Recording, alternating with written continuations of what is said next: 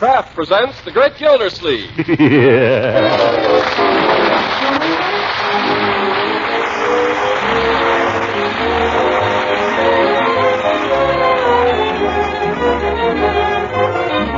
Kraft Cheese Company will also bring you Bing Crosby every Thursday night. Present each week at this time Harold Perry as The Great Gildersleeve, written by John Whedon and Sam Moore. We'll hear from The Great Gildersleeve in just a moment.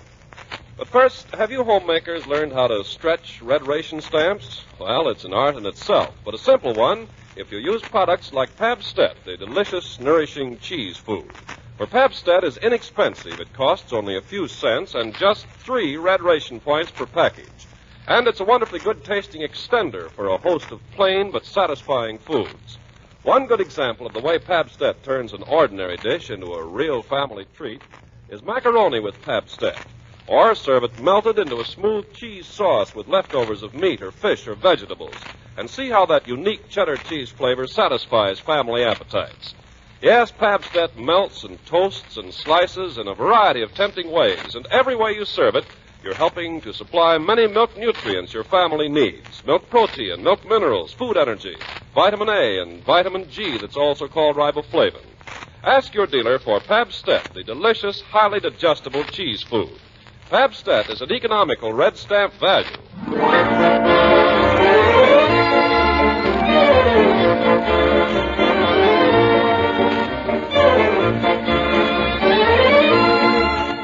Now for the Great Gildersleeve. Gildersleeve has a problem, and the problem is his nephew Leroy. There have been signs of trouble, a certain lack of respect at times, complaints now and then from the neighbors, and then suddenly... Hey, you! The time has come to face it. Look here, Gildersleeve. This time I caught him. Ouch! Hooker, I thought I told you never to darken my door. I didn't come here to darken your door, Gildersleeve. I've come here as a representative of the law. Let go. I didn't mean to do it. Piggy dared me. Unhand the boy, Hooker. He's my nephew, and I'll handle this. I'll see that you do, because the law has ways of dealing with vandalism, you know. Vandalism? It was nothing but a boy's prank. Yeah, that's right. It was just a boyish prank. Quiet, you. In my opinion, Gildersleeve, you're nurturing a first-class case of juvenile delinquency there. Yeah, that's all it was. Just juvenile delinquency. Quiet, you. And it's no wonder. Anybody who goes tearing around the way you do, backing into people and smashing their cars... That's neither here nor there, and I did not back into you. And don't try to take it out on the boy. I'll pay for the broken window, Hooker. When it comes to the care and feeding of children, I don't need any advice from you. You owe me a bumper. You owe me a fender. Good day. That's telling him, Unc. Boy, you certainly told him. Young man, come into my study. But, Unc, I didn't mean to do it. Piggy dared me. He made me do it, honest. It was nothing but a boyish prank, Unc, like you said. Close the door. Now, Yes, sir. you know what happens to boys who go around destroying property?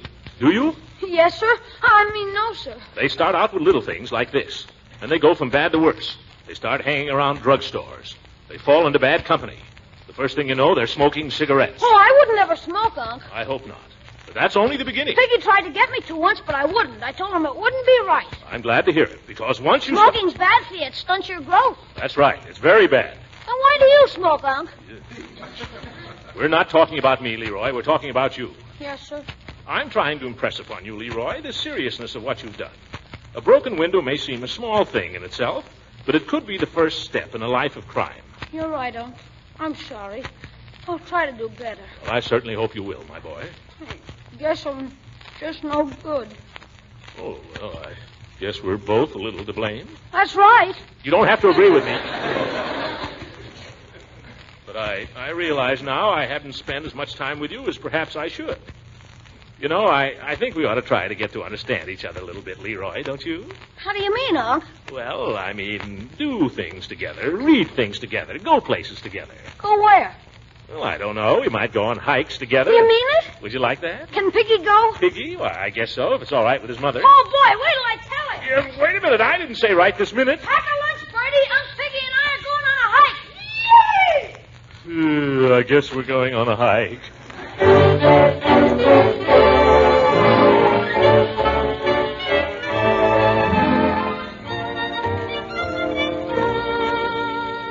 Well, we're all set, Unc, aren't we, Piggy? Oh, boy, we sure are. Let's go, Unc. Wait a minute. Bertie, how many hard-boiled eggs did you put in the lunch basket? 6, Mr. Gildersleeves. 6? Let me see. There's Leroy and Piggy and myself. Yes, sir. 1 egg for each of the boys and 4 for you. Oh, that's how it goes, huh? Well, I guess that's all right. Can we start now, Unc? Yes. Oh, boy, come on, Piggy. Yeah, wait a minute. There's one thing that must be understood clearly before we leave. Leroy? Yes, sir? Piggy? Yes, Mr. Gildersleeve? We're going on this hike as if we were all in the Army. Did you rent a Jeep? Don't be smart, young man, and don't you encourage him, Piggy. We're going to run this hike along military lines, and I'm going to be the commanding officer. You boys are the men in my squad. Now tell me, Piggy, what's the first thing a man learns in the Army? How to make his bed. No. Leroy, what's the first thing a man learns in the Army? How to spit through his teeth. Young man, this hike can stop right here. Oh, gee, Unc, please, I'm sorry. Well, all right. The first thing you learn in the Army is to obey orders. Now, when I give an order on this hike, I want it obeyed. And I want it obeyed promptly without an argument. Is that clear? Yes, Mr. Gildersleeve. I get it. All right, then we can start. Forward! Oh, for heaven's sake. Yoo-hoo, Throckmorton. Oh, hello, Leela. We were just going off for a little hike, trying to get Leroy interested in nature. Well, now, that's just the thing. My sister's little boy, Michael, is with me for the day, and I know he'd just love to go on the hike with you, wouldn't you, Michael? I'm perfectly willing to go, Aunt Leela, if you think best. Oh, for corn's sake. Leroy, well, we'd be glad to take Michael, Leela, but don't you think he's a little young for a long hike? We're going up to Shroom Point, and that's quite a long way. Yeah, it's a heck of a long ways, Mrs. Ransom. I almost get tired myself going there. Oh, boy, me too. Oh, well, I won't worry about that. I'm sure you boys will be able to figure out some way to take care of little Michael if he gets too worn out. Can't you, Throckmorton? Well, I knew it. Now, you boys just go on and hike your heads off, you hear? Michael, be sure and have a nice time, and don't strain yourself, and don't forget to thank Mr. Gildersleeve and the boys when you get home. Goodbye, everybody. Bon voyage. But Leela... Bye, Mrs. Ransom. Michael. Well, forward, march.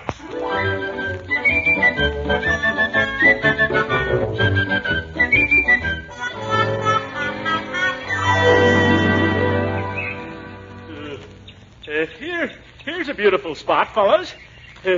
Suppose we stop for a minute and give some of our soldiers a chance to rest. I imagine you're a little tired, aren't you, Piggy? I should say not, Mr. Gildersleeve. I'm as fresh as a daisy. Daisy. Well, I'm sure the other boys are tired, the way we've been tearing along. Leroy? Heck no, there's nothing the matter with me. I was hoping you older boys be more thoughtful and give little Michael a chance to get his breath. Oh, don't be ridiculous, Mr. Gildersleeve. I'm not a bit winded. You see, Unc, we don't have to stop now. Nobody's tired. Nevertheless, as your commanding officer, I order a halt. You're all tired, only you don't realize it. But gosh, Unc. Leroy, you heard my order. Possibly this would be a good time to have lunch, too. Lunch now, Mr. Gildersleeve? It's only 11 o'clock. 11, Piggy? Oh, so it is. I would have guessed around 1:30. But there's an old saying, an army travels on its stomach. That's what we got to do. I'd like to watch you. Never mind. Please, Unc, there's a place just a little ways ahead that's swell for lunch. It has a brook. A brook? Oh, that sounds nice. Is that what you other boys would like, too? Oh, boy, me for the brook. Yes, by all means. Well, all right. We'll go on to the brook. Forward! Oh, Leroy. Yeah, Unc? How far is it to the brook? About 2 miles. Forward, march. Leroy!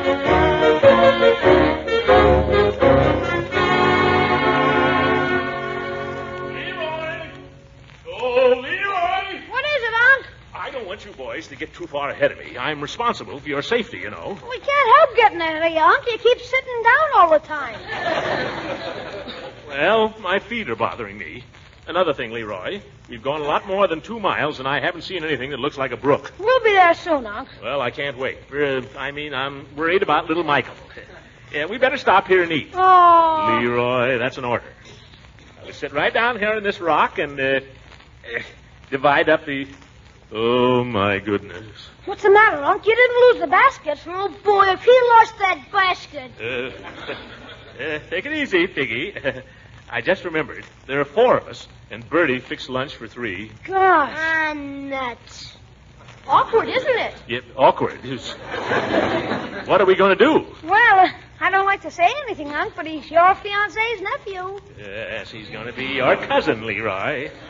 And we'll all share and share alike. Now, who doesn't like ham? Who doesn't like jelly? Is there anybody here who doesn't like hard-boiled eggs? Well, eeny, meeny, miny, moe. Gee, I'm hungry, Mr. Gildersleeve. So am I, Unc. Me too. Listen, I'm hungrier than all of you put together. Well, what can we do about it? Yeah, what can we...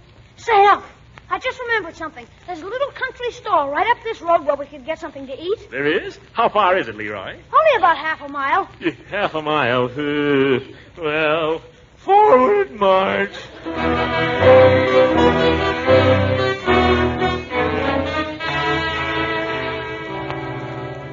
Oh, gosh, Unc, now that we've eaten, do we have to sit here for the rest of the day? My feet are killing me, Leroy.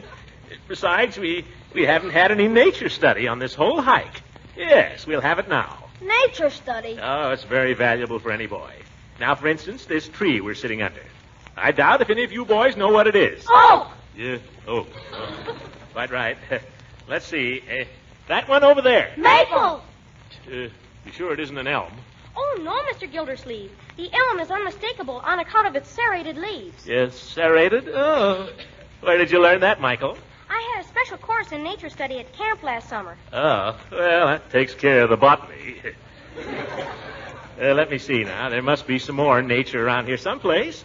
Is that? By George, it is. What is it, Unc? One of nature's masterpieces, boys. An oriole's nest. Where? Right there. That long gray thing. He has to stand on his head to make it. Are you sure that's an oriole's nest, Mr. Gildersleeve? It looks like Vespas crepitans to me. Yeah, nonsense, my boy. Now, I'll show you the little baby orioles if you'll all be quiet. Now, if I grab this branch... I'll jump for it, Unc. Here. Here. Now, quiet, everybody, so you won't scare the itty-bitty birdies. Can't seem to find the opening in this nest. I'm sure that's a Vespas crepitans, Mr. Gildersleeve. Do you know what that is? Oh, of course I do. And this is nothing like it, Michael. I'll show you. Hey, what the dickens is a Vespas crepitans? A hornet! Oh, forward march!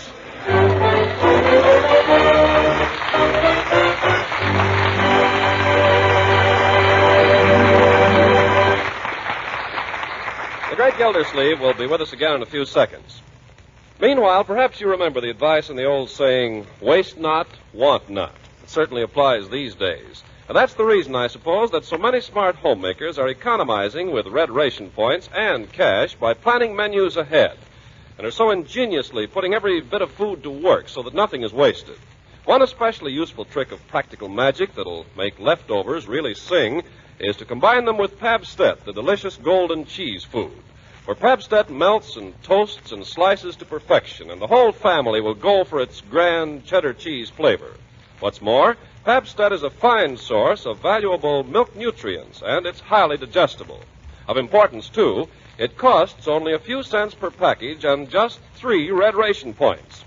Now, your dealer may not have Pabstet the very first time you ask for it because so much dairy food is going to war, but everything is being done to keep dealers supplied. So watch for Pabstet, P-A-B-S-T-E-T-T, Pabstet, the delicious, nourishing cheese food.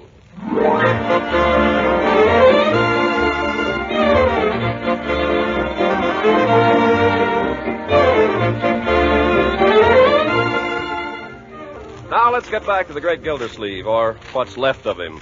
He's had a good supper, and we find him now entering his den, his shoes in his hand, preparing to relax on the couch. But what's this he sees? So, Leroy? What's the matter, Unc? This junk, young man.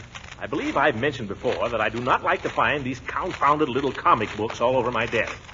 Hey, don't throw those away. They're valuable. Don't be silly. They're nothing but trash. No, they're not, Unc. You ought to read one. I've got no time for such stuff. Oh, be fair, Unc. I did what you wanted to do. I went on a hike. Oh, thanks very much. My feet are killing me right now. Well, I suppose I should be open-minded, Leroy. And what's this one here? Is this a good one? Captain Wonderman. Is it? He's so good he's on the radio every night. In about 5 minutes he'll be on. Never mind. Now, what's it about? Oh, gee, Unc, this is the best comic there is. Captain Wonder Man is the strongest man in the world. He has secret muscles. Huh? Here. Look at the story of Captain Wonder Man and the Nazi saboteurs. Where does it begin? Well, here. You see, this kid, Jackie Crumb, is a newsboy, and all of a sudden this Nazi spy grabs him, Dr. Von Denk. Why? Well, because he thinks Jackie knows something about Captain Wonder Man. Well, does he? Does he? Jackie Crumb is Captain Wonder Man. Yes, You begin to like it now, Unc? not yet. Oh, you will. But that's a secret about Jackie being Wonder Man. Nobody knows it but bona fide members of the club. What club? The Captain Wonder Man Club. You send 10 cents... Never mind. I don't have to join the club. What happened to the newsboy? Well, as soon as he's tied up, he's helpless unless he changes himself to Captain Wonder Man. How does he do that? That's another secret. Nobody knows but the club members. How many members are there? 20 million. None of them would tell? Oh, no. You have to send 10 cents. No, I'll join no club. Well, then I'll tell you. Jackie says the mystic word, Alakazam. Alakazam? Alakazam. And then he becomes the strongest man in the world and the most patriotic. Look at him. I see him. Why does he wear a cape? The members know. They send 10 Never cents. mind the 10 cents. Leroy, I forbid you to read any more of this junk. And if I find of it lying around, I'll burn it. Gosh, Unc, don't you want me to learn to read? Not in order to read drivel about muscle-bound men with capes. And get away from that radio. Learn to read from something good, Leroy. Here, I'll find you something up here. The makers of Toasted Popsies present Captain Wonder Man. Leroy! Oh! Turn off that radio. But, Unc, you don't have to listen. Turn it off, I say. I told you, young man, I'm trying to find something decent for you to read. Captain Wonder Man. Now be quiet for a minute. Okay, Unc. Looking for something, Uncle Mort? Yes, I'm looking for a book. What one? Oh, I don't know, a good book. Looking for something to read to Leroy. Well, here's David Copperfield. No, I tried to read that. Oh, here's a wonderful book. I've always just loved this one. Oh? What is it? Little Women. Is she kidding? Don't sneer at Little Women, my boy. My mother read it to me when I was younger than you are. It's a wonderful book. Oh, I love it. I just love it. I've read it so many times I almost know it by heart. Please, Uncle Mort, read us Little Women. Oh, why don't you read it, my dear? I'm tired. I'll just stretch out here on the couch while you read, huh? Well, if you want me to. Now, make yourself comfortable, Leroy, because I want you to sit still and listen to this. Okay. Well, there's no use really starting it tonight, so I'd just like to read you my favorite part. Do you mind? No, go ahead, my dear. It's where Beth dies. You see, it's about all these sisters, Leroy, and one is Jo. She's sort of a tomboy. That's the one I always wanted to be. And then there's Beth. She isn't very strong. And, well, I'll read it to you. All right. The pleasantest room in the house was set apart for Beth, and in it was gathered everything that she most loved. Flowers, pictures, her piano, the little work table, and the beloved kittens. Father's best books found their way there, Mother's easy chair, Joe's desk, Amy's finest sketches. And every day Meg brought her babies on a loving pilgrimage to make sunshine for Auntie Beth. John quietly set apart a little sum that he might enjoy the pleasure of keeping the invalid supplied with the fruit she loved and longed for. Old Hannah never wearied of concocting dainty dishes to tempt a capricious appetite, dropping tears as she worked. And from across the sea came little gifts and cheerful letters, seeming to bring breaths of warmth and fragrance from lands that knew no winter. Here, cherished like a household saint in its shrine, sat Beth, tranquil and busy as ever. But nothing could change the sweet, unselfish nature. And even while preparing to leave life, she tried to make it happier for those who should remain behind. I'm sorry. Marge. I'm sorry, but it always gets me. Oh, here, give it to me, my dear. I'll go on with it. Where are we now? Oh, yes. Joe never left her for an hour since Beth had said, "I feel stronger when you're here." She slept on a couch in the room, waking often to renew the fire, to feed, lift, or wait upon the patient creature who seldom asked for anything and tried not to be a trouble. Often when she woke, Joe found Beth reading in her well-worn little book, heard her singing softly, to beguile the sleepless night, or saw her lean her face upon her hands, while slow tears dropped through her transparent fingers. Unc, what's the matter? But it's so sad, Leroy. I think if you don't mind, I'll go for a little walk. Walk? Yes, I need the exercise.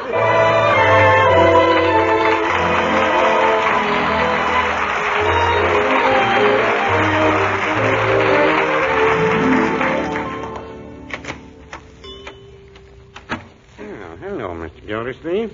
Just about to close up here. How are you today? On my last legs, Peavy. Have you got anything you can recommend for sore feet? Sore feet? You've been having a little trouble? Yes. The kids walked me away out to Shroon Point and back, and my feet are killing me. I'd like to know what's good for them. Mr. Gildersleeve, have you tried sitting down? Peavy, this is no joke. Well, I believe I have got a preparation here. Pretty good, too. I often use it myself after a hard day. So does Mrs. Peavy. Oh? Well, let's have a look at it. Just a minute. I can get my other glasses on here. Yes. Oh, yes. It goes under the name of Cogan's Foot Balm. Nice for the feet. It says here, prepare a tub of hot water, pouring contents of bottle, so on, so on. Would you mind if I looked at it? Immerse aching members. You stick your feet in it. Bottle sells for 15 cents. You say you tried this thing yourself. Oh, yeah, so has Mrs. Peavy.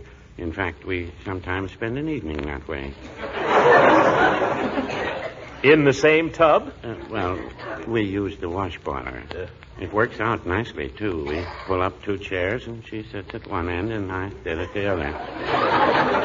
Well, sounds very clubby. Sometimes we even work in a game of Chinese checkers. You could have a nice game of footy-footy there, too. Well, I'll take a chance on the stuff, Peavy.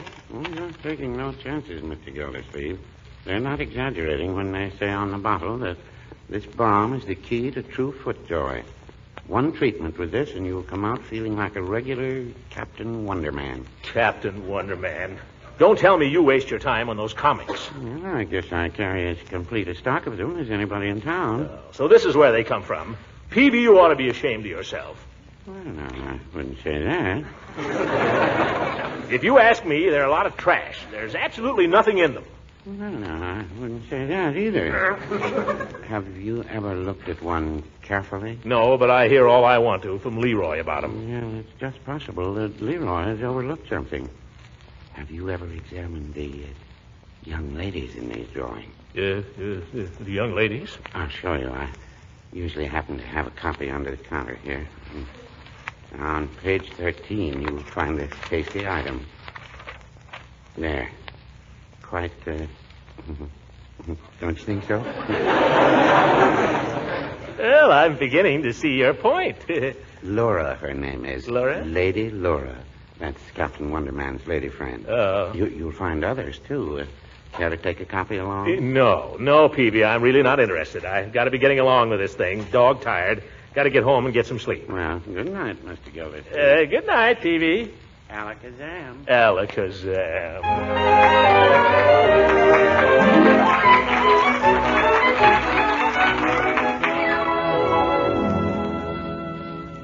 Mr. Gildersleeve, I got the wash ball already. You fixing to get in hot water again? Yeah. Very good, Bertie. Uncle Mort, you're not starting anything now. Why, it's bedtime. Don't you worry about me. I'll just take my shoes off and soak my tootsies for a while, and I'll be right up to bed. I guess I'll go along then if you don't mind. Good night. Yeah. Good night, my dear. Good night, Bertie. Good night, Mr. Gildersleeve. Let's see now. Water seems about right. Well, we'll put Peavy's magic potion in it now. And I'll pull up a chair. Nice and comfy. Hi, George. I haven't gone wading since I was a kid. Nice and warm and relaxing. I don't know if I can hold out, though. Hope Peavy was right. Alakazam. Alakazam.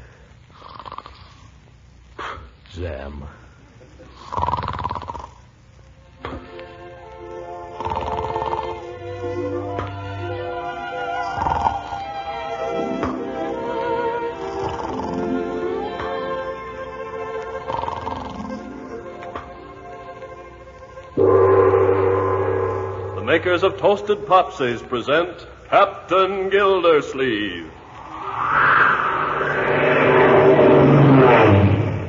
Captain Gildersleeves! Captain Gildersleeves! Don't disturb me now, Junior. I'm conducting an experiment which, if successful, will bring to naught all the plans of the Axis. But Captain Gildersleeves, it's Lady Laura. Even now she is being held captive in an ancient temple on a deserted island by your old enemy. Dr. Von Hooker. There's not a moment to lose. Alakazam.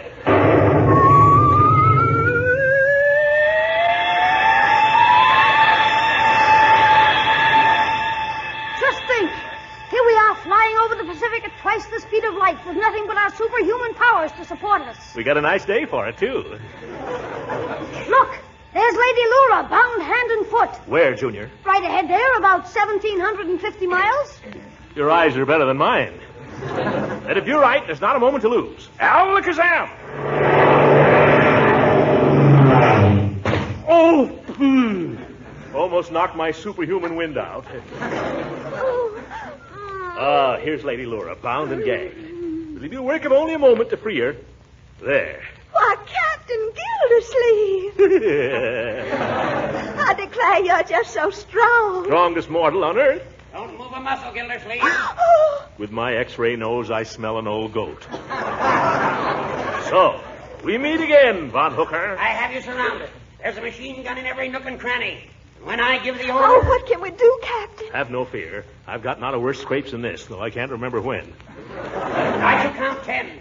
1. All I have to do is say the magic word. 2. Oh, for goodness sake, say it. 3. Skillabooch. Oh, no, that's not it. 4. I can't remember. Junior, where is that boy? 5. Hocus pocus. Darn it, I can't remember the word. 6. Think, Captain, think. How can I think with him standing there counting? 7. Razzmatazz. No. 8. Rumpelstiltskin. Walla Walla. You're cold. 9. I can't remember the confounded word. We'll have to run for it, Laura. Oh. Unc, wake up! What's going on down here? Oh, my goodness, look at my kitchen. Look at my pants.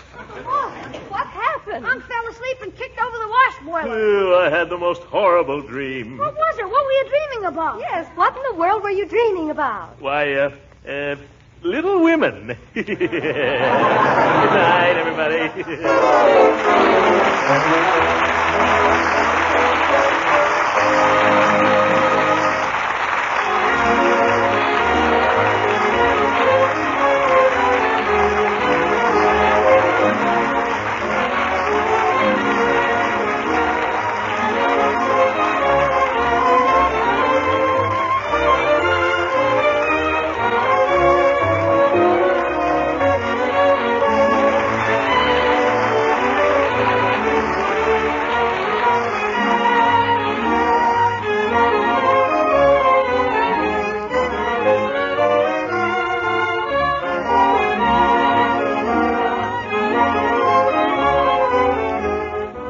Music on this program was under the direction of Claude Sweeten. This is Ken Carpenter speaking for the Kraft Cheese Company and inviting you to listen in again next week for the further adventures of the great Gildersleeve.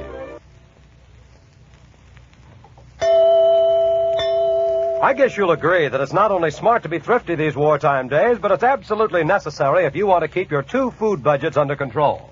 That's a mighty good reason why you should know about Parquet, the quality margarine made by Kraft. For Parquet margarine costs a little cash and just 5 red ration points per pound.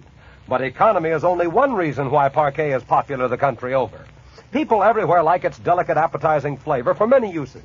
You see, Parquet is a grand-tasting spread for bread and a delicious seasoning for hot vegetables. It's a real flavor-shortening for baking and just about perfect for pan frying. Parquet is a real energy food, too, and contains vitamin A.